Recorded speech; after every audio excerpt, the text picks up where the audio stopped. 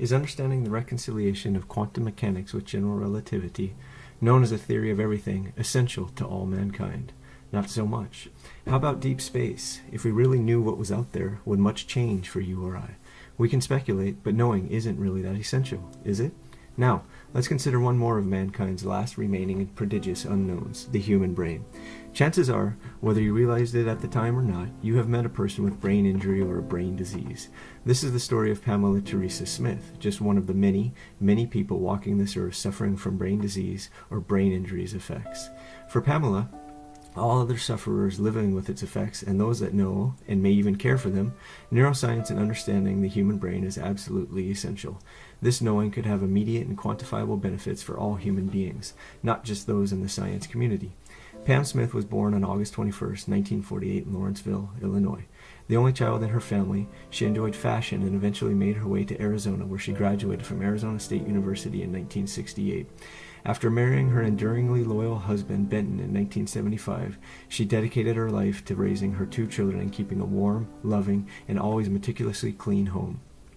A move to Hawaii in the late 1980s brings the setting to the rest of this story.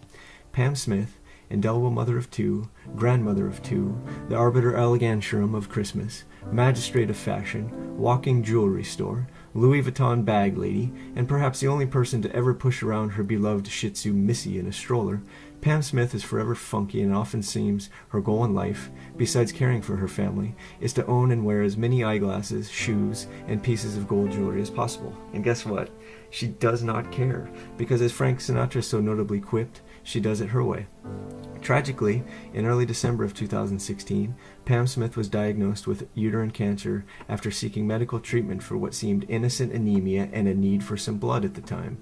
After appearing to recover completely, Pam returned to her home with husband Benny 3 days later.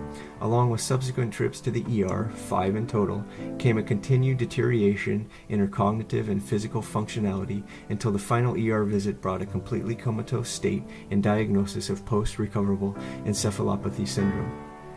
Not even on the list of brain disorders put out by the American Academy of Neurology and the National Institute of Neurological Disorders and Stroke, and with a further lack of easily accessible information concerning the condition, her family has been left scratching their heads as to what may have caused Pam's current predicament.